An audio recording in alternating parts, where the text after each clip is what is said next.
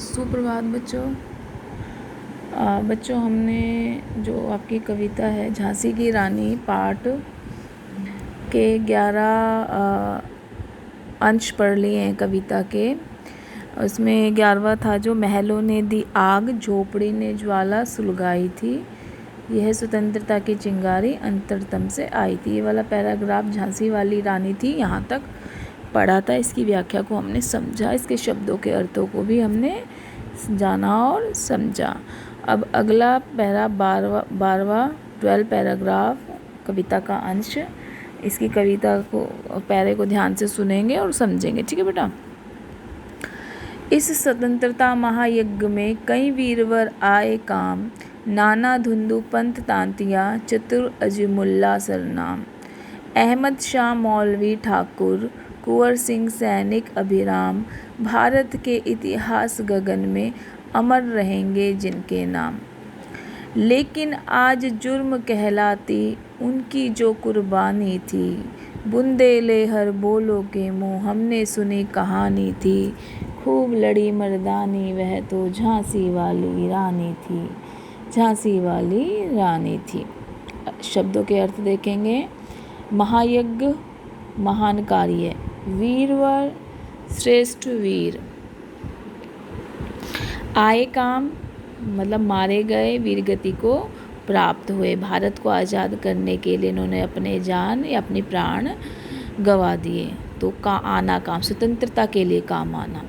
सरनाम प्रसिद्ध, अभिराम सुंदर मनोहर, इतिहास गगन इतिहास रूपी आकाश अर्थात इतिहास, ठीक है।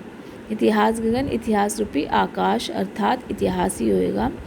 जुर्म अपराध, कुर्बानी, बलिदान। तो चलिए देखते हैं इसकी व्याख्या।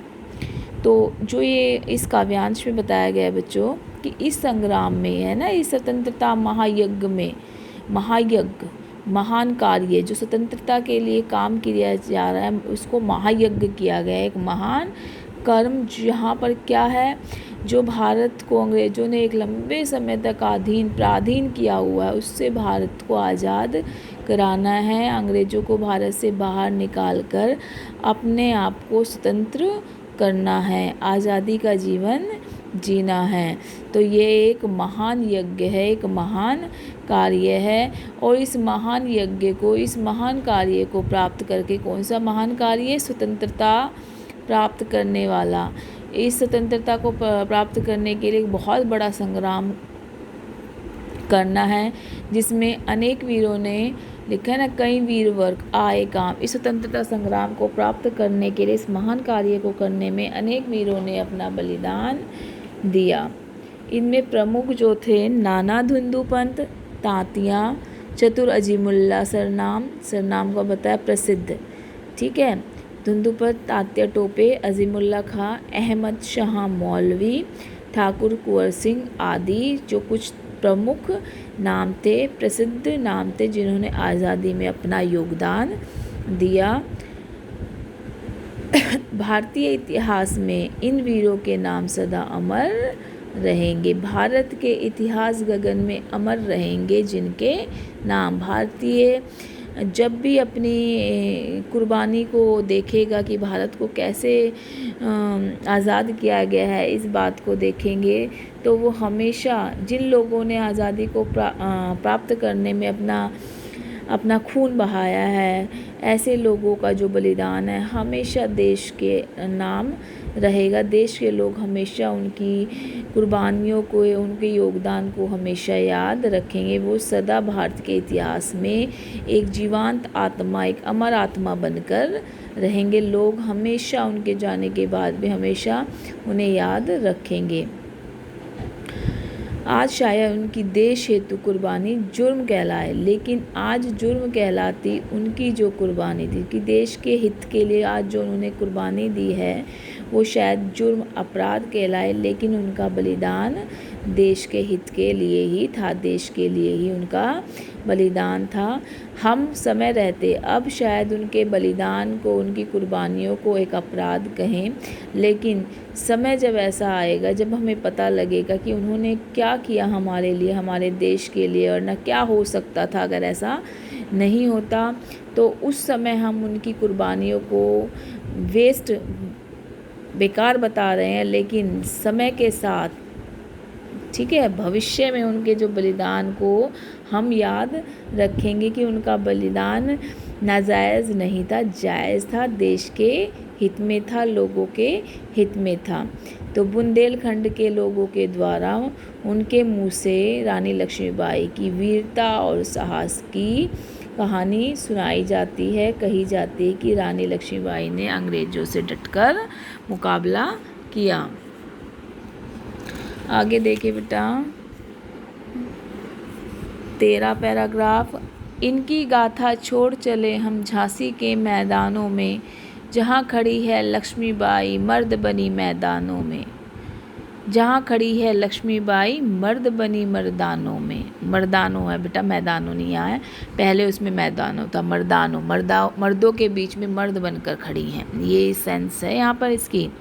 लेफ्टिनेंट वॉकर आ पहुँचा, आगे बढ़ा जवानों में, रानी ने तलवार खींच ली, हुआ द्वंद्व आसमानों में।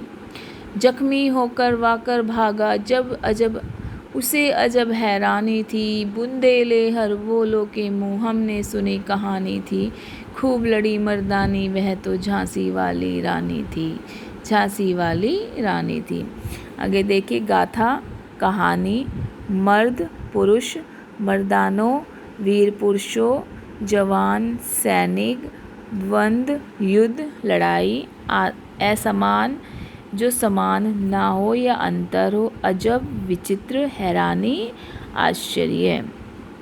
इस काव्यांश में कवित्री जो है हमारी कहती हैं, कवि ने कहा है इसमें कि झांसी की जो रानी है उसने अपने इस झांसी के मैदान में किस तरह की वीरता और साहस का परिचय दिया, इसका वर्णन किया है कि हम जो उसकी इनकी गाथा छोड़ चले हम, किनकी गाथा, लक्ष्मीबाई की वीरता, शूरवीरता की गाथा हम झांसी के मैदानों में छोड़ चले हैं। कि अंग्रेज़ों ने जब भारत की अनेक रियासतों पर कब्जा कर लिया तो अब वे झांसी पर कब्जा करना चाहते थे। रानी लक्ष्मीबाई, जहाँ खड़ी है लक्ष्मीबाई मर्द बनी मर्दानों में। जब उनके रियासत की बारी आई, झांसी की बारी आई, अंग्रेज़ों ने जब अनेक रियासतों पर कब्जा कर लिया और जब उनकी झांसी पर वो कब्जा करना चाहते थे, तब रानी लक्ष्मीबाई मर्दों के वेश में पुरुषों की सेना से लड़ रही थी। पुरुष कौन? अंग्रेज़ों की सेना से लड़ रही थी मर्दानों के बीच में। एक पुरुष की भांति पुरुषों से, मर्दों की भांति मर्दों से ही लड़ रही थी। उसी समय लेफ्टिनेंट वॉकर आ पहुंचा, आगे बढ़ा जवानों में। उसी समय अंग्रेजी लेफ्टिनेंट वॉकर भी आ गया और जवानों के बीच में लड़ने लगा। जो उसके सैनिक थे उनके बीच में आगे बढ़कर रानी लक्ष्मीबाई से मुकाबला करने लगा, उनसे लड़ने लगा। रानी ने तलवार खींच ली, हुआ द्वंद्व आसमानों में।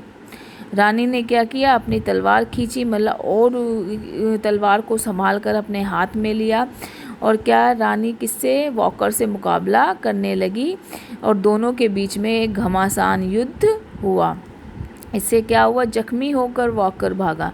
वॉकर युद्ध में घायल हो गया और हैरान होकर, उससे अजब हैरानी थी और हैरान होकर वहाँ से भाग गया। ठीक है ना, क्योंकि किससे? उसको अचंभित आश्चर्यजनक लगा कि वो एक स्त्री से क्या है, हार गया और उसने उसको कितनी वीरता के साथ उसका सामना किया, डटकर सामना किया और उसे झांसी के मैदान से भगा दिया। ठीक है, दोनों के बीच में घमासान युद्ध होने के बाद इसमें वॉकर जो है युद्ध में घायल हो गया और घायल होने के बाद अपनी जान बचाकर अचंभित होकर वहाँ से भाग गया। इस तरह बुंदेलखंड के लोक गायक झांसी की रानी की वीरता, पौरुषत्व, साहस का जो परिचय देते हैं, उनकी वीरता की कहानियाँ सुनाते हैं। नेक्स्ट बच्चों पैराग्राफ 14। रानी बड़ी कालपी आई, कर 100 मील निरंतर पार, घोड़ा थक कर गिरा भूमि पर, गया स्वर्ग तत्काल सिधार। यमुना तट पर अंग्रेजों ने फिर खाई रानी से हार, विजयी रानी आगे चल दी, किया ग्वालियर पर अधिकार। अंग्रेजों के मित्र सिंधिया ने छोड़ी राजधानी थी, बुंदेलहर बोलो के मुँह हमने सुनी कहानी थी, खूब लड़ी मर्दानी वह तो झांसी वाली रानी थी। अब इसके शब्दार्थ देखेंगे। निरंतर, लगातार, तत्काल, शीघ्र ही, उसी समय, स्वर्ग सिधारना, मृत्यु को प्राप्त करना। तो इसमें ये देखेंगे, इसकी व्याख्या समझेंगे। रानी क्या था, घमासान युद्ध करते हुए, कैसे, किससे हुआ था, वॉकर से युद्ध, और वॉकर जख्मी होकर भाग गया। तो रानी इस तरह घमासान युद्ध करते हुए रानी बढ़ी कालपी। रानी कहाँ चली गई, कालपी पहुँच गई। वहीं कई 100 मील चलकर वह कई 100 कर 100 मील निरंतर पार। कालपी कैसे आई थी, निरंतर 100 मील चलकर आई थी। उसका घोड़ा थक कर गिरा भूमि पर, उसका घोड़ा थक कर जमीन पर गिर गया, और गिरते ही गया स्वर्ग तत्काल सिधार, और तुरंत ही क्या हुआ, घोड़ा मृत्यु को प्राप्त हो गया। तत्काल ही, तुरंत ही उसका उसी समय मृत्यु को प्राप्त वो हो गया। घोड़ा काफ़ी थक चुका था, काफ़ी लंबी दूरी उसने पार की थी, कुछ जख्म उसको हो गए थे, युद्ध में लगातार लड़ रही थी रानी लक्ष्मीबाई, तो इससे घोड़े को भी काफ़ी घात का सामना करना पड़ा, और वो इतनी दूर चलकर थक चुका था। इसलिए जब वो कालपी पहुंची तो वहाँ उनके घोड़ा ज़मीन पर गिरकर उसने अपना दम तोड़ दिया। यमुना तट पर अंग्रेजों ने फिर खाई रानी से। यमुना नदी के किनारे रानी से अंग्रेजों ने फिर हार का सामना किया। विजयी रानी आगे चल दी, किया ग्वालियर पर अधिकार। रानी ने ग्वालियर पर अधिकार कर लिया। अंग्रेजों के मित्र सिंधिया थे। अंग्रेजों के मित्र सिंधिया को क्या किया, राजधानी को छोड़ना पड़ा। इसी प्रकार रानी विजयी होकर अंग्रेजों के मित्र सिंधिया ने छोड़ी राजधानी थी। ठीक है, तो अंग्रेजों के मित्र सिंधिया को राजधानी छोड़नी पड़ी, क्योंकि रानी ने ग्वालियर पर अधिकार कर लिया था। इस प्रकार रानी विजय होती हुई आगे की तरफ बढ़ती चली गई, और बुंदेलखंड के लोक नायकों द्वारा उनकी कहानी, उनके साहस की कहानियाँ, उनकी वीरता की कहानियों का बखान किया जाता है। तो बच्चों आज हम इसी जो पैराग्राफ, लास्ट पैराग्राफ है, रानी बड़ी कालपी आई, इस पैराग्राफ के ही जो 5 बहुविकल्पीय प्रश्नोत्तर हैं उसको आप अपनी कॉपी में सफाई के साथ लिखेंगे, लास्ट पैराग्राफ के। ठीक है बच्चों, ध्यान रहेगा ना, अपनी कॉपी में ऑब्जेक्टिव है, 4 चॉइस है, आप सिर्फ प्रश्न लिखें और जो भी सही उपयुक्त आंसर उत्तर है उसका उत्तर लिखें। धन्यवाद।